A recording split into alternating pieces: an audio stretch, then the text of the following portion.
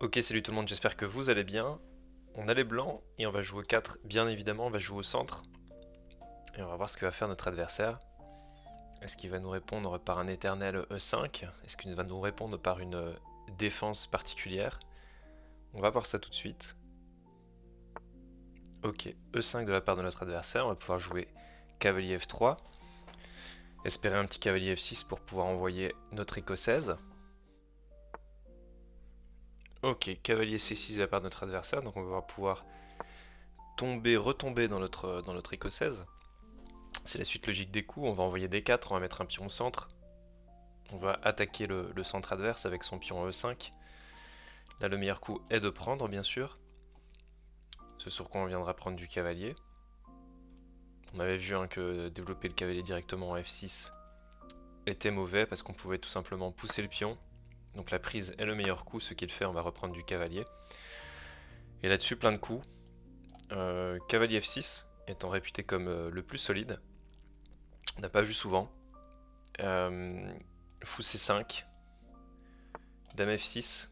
Et alors ce coup de cavalier tout de suite vers l'avant, je pense que c'est un mauvais coup parce qu'on peut tout de suite pousser F4 et lui demander où il va avec son cavalier en fait. S'il repart ici en G6, c'est pas une bonne case. Donc on est plus ou moins content. De toute façon, nous ici on va roquer. Enfin on va roquer côté, côté Eldam. Euh, on pourrait peut-être même déjà envoyer le pion, sauf que ici il serait attaqué deux fois. Donc c'est peut-être pas une bonne idée. Je pense qu'on va plutôt préférer se développer ici. Sortir le fou, sortir la dame, préparer un grand roc. Et on voit que les pions ici sont déjà plutôt bien placés pour attaquer le roi. Dans le cas d'un petit roc adverse. Alors ici je pense même à un coup comme dame F3 pour venir protéger latéralement le cavalier. Maintenant je peux simplement me déclouer directement. On va pas s'embêter.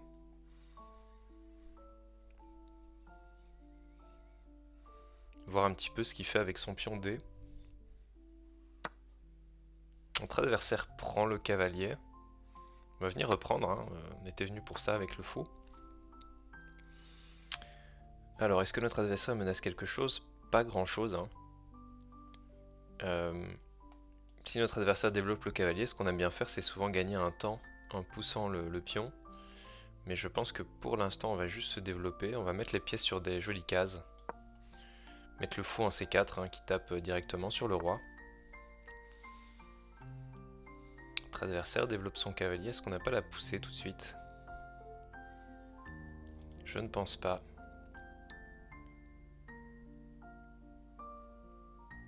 Par contre, il y a cette case-ci qui peut être embêtante, sur laquelle il va pouvoir potentiellement s'installer. Donc je pense que je vais jouer un petit coup de H3 pour empêcher toute velléité sur cette case. Euh, et je laisse le pion ici. J'ai joué peut-être un peu vite, je laisse le pion. Mais bon, est-ce que j'ai pas du dame E2 qui viendra clouer le cavalier? Sûrement. Là-dessus. Là-dessus, il va falloir le défendre quand même, ce pion à un moment donné. Donc je vais placer ma dame en F3. Et il va sûrement venir placer une tour ici en face de mon roi, ce qui semble extrêmement logique. Et, euh, et il ne le fait pas, donc il me permet de grand roquer. Et là, je me sors de tous les problèmes. Et j'ai un avantage d'espace considérable, hein. On joue ici sur 4 rangées. Notre adversaire qui joue sur 3 rangées. Donc, donc on est bien ici. Maintenant, on va... Dans le setup dans lequel on est actuellement, le plan de jeu est très simple, hein, c'est d'envoyer les pions. Et on va le faire une fois que la position sera stabilisée. Alors est-ce que j'ai pas un coup comme cavalier F5 pour attaquer son roi, et sur la prise on prendra du pion et on viendra déstabiliser son cavalier. Moi j'aime bien, ça me semble très logique. C'est ce qu'on va faire. Parce que ici on attaque le pion, on attaque son roc. Donc c'est déjà... voilà, on a une superbe position, hein. On a les fous qui cisaillent le roi. Et je pense qu'on peut déjà... il y a déjà des sacrifices potentiels. Hein. Déjà, je peux prendre de la tour ici, c'est terrible. Je pense que ça va déjà très mal se passer pour notre adversaire. J'ai même des sacrifices de cavaliers hein, qui peuvent être très beaux. On va prendre de la tour parce que c'est gratuit. Le pion n'était pas défendu. Donc s'il place sa tour ici par exemple, il menace de prendre et de venir récupérer ma tour, donc il faudra faire attention à ça. Mais sur dame ici, est-ce qu'on n'aura pas un coup comme prise ici pour pouvoir prendre là? Je ne pense pas. On aura peut-être, on pourra juste pousser le pion bêtement. Mais du coup on perd le cavalier. Je pense qu'il faudra juste renforcer la tour. Ok. Voilà, il menace rien du coup, enfin... menace ce pion quand même. Menace ce pion, on pourrait pousser. Mais on perdrait le cavalier ici. J'ai vraiment envie d'attaquer là. Surprise qui attaque la dame. Il peut prendre ici, mais il perd quand même pas mal de choses. Moi je pense vraiment à la prise du pion ici avec le cavalier. Pourquoi? Parce que du coup le cavalier ici ne serait plus défendu. On pourrait venir le croquer avec le fou. Et en plus on ouvre les colonnes en face du roi, donc c'est plutôt bien. Et surprise du cavalier, peut-être qu'il a prise de la dame intermédiaire, parce que ici quand je prenais en G7 avec le cavalier, j'attaquais la dame. Donc lui il devrait peut-être prendre avec la dame ici. Ce sur quoi j'aurais peut-être prise de la dame, prise du cavalier. Et puis j'aurais mon petit cavalier ici qui serait en prise, il faudrait que je le bouge. Et c'est peut-être pas terrible, bien que j'aurais prise de la tour ici. Ça pourrait être très tactique. On pourrait juste défendre le pion. Ou pousser. Mais je pense que j'aime bien cette ligne. J'aime bien cette ligne parce qu'elle est très agressive. Donc je vais venir prendre le pion. Tout simplement. Alors il y a plein d'autres coups, hein, mais on s'est dit qu'on allait jouer très agressif. Et puis là maintenant, prise du roi, le problème c'est qu'il y a... On peut même prendre de la tour ici, le cavalier. Ça me paraît vraiment fort. Parce qu'en plus derrière il y a une prise potentielle ici. Alors, comment continuer? Comment continuer l'attaque? Je pense qu'on peut avancer les pions. Hein. Alors j'ai envie de pousser ici, mais si je pousse ici, il va venir installer son cavalier là. Et j'ai envie de potentiellement laisser les lignes ouvertes. Ne pas lui permettre d'avancer plus. Comment faire? Je fais aussi un coup comme G4, G5 hein, pour ouvrir vraiment toutes les lignes du roi. Je pense que c'est ce que je vais faire d'ailleurs. Parce que pour l'instant, toutes mes pièces sont protégées. J'ai pas de problème apparent. Je pense que le G5 est plutôt intéressant ici. Hein. Ici, je vais venir placer mon fou en D5 puisque je vais gagner un temps sur la tour. Et je vais protéger aussi mon fou. Et je vais pouvoir jouer mon G5 plutôt agressif. Hein, et vraiment ouvrir toutes les lignes sur son roi. Ouvrir la colonne G, m'infiltrer avec une autre tour. Bon, c'était peut-être pas le plan le plus fort, hein, mais voilà, ça a le mérite d'exister. Là, je pense que dame ici est très fort parce que je vois pas comment il protège en fait. On va calculer un petit peu. Dame H5 menace échec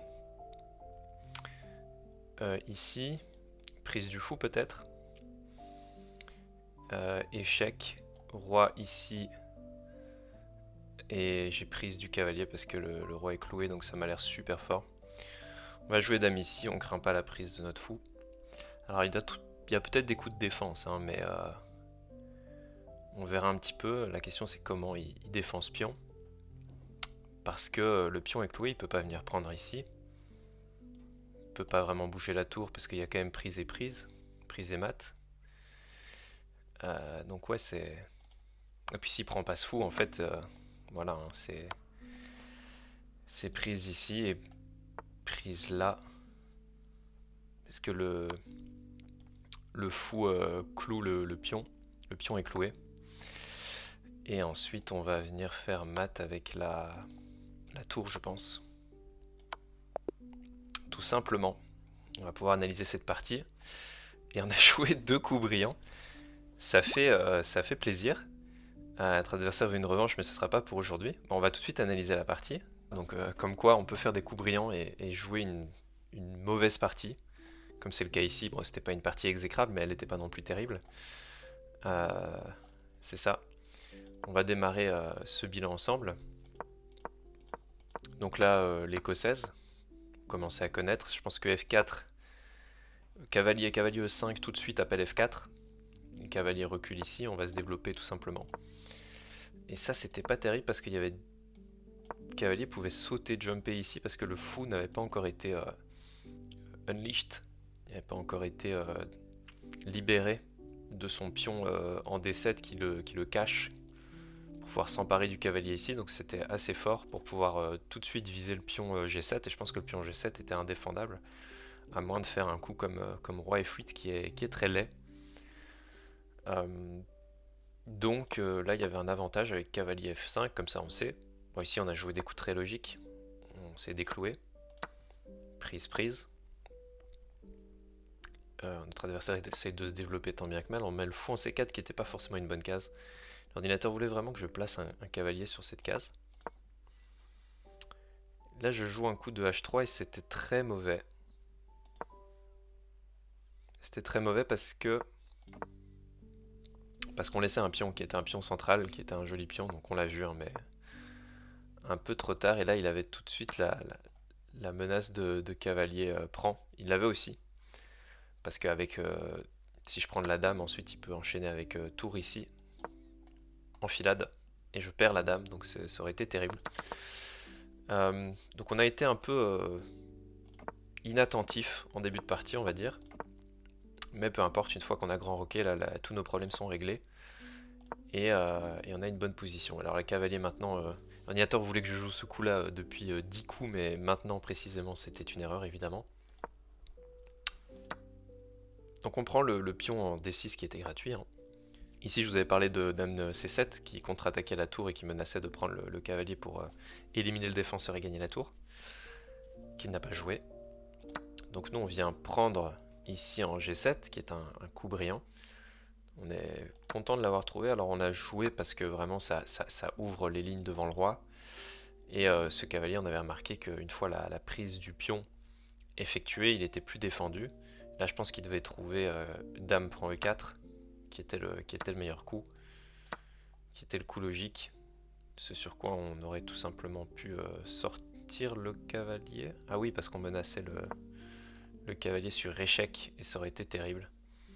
Ça c'était un coup que je n'aurais pas trouvé, je pense. J'aurais tout simplement pris la dame et j'aurais perdu mon avantage. En tout cas une partie de mon avantage. Peu importe, dans la partie il prend le cavalier, on prend la tour qui est le meilleur coup. Il se décale et on joue G4. Alors G4 pas le meilleur coup. Mais ici il y avait mieux. Il y avait pion là. Moi j'avais peur de cavalier ici. Ah, et là-dessus en fait on avait trop d'attaques sur son roi parce que la tour est extrêmement bien placée. Et on aurait pu tout de suite s'en prendre au pion. D'accord, effectivement j'avais pas vu ça. Dans la partie on a fait quelque chose d'un petit peu plus lent mais qui garde le même esprit. C'est de pousser le pion en G5. Et puis là-dessus on trouve le fameux dame H5 avec un mat, je pense, imparable. Parce que sur la prise on prend... Là on peut prendre le... On aurait pu prendre le cavalier de la tour effectivement. Pour faire mat directement, mais on s'est dit autant le prendre de la dame et revenir avec la tour et faire échec et mat. J'espère que la petite tactique vous a plu.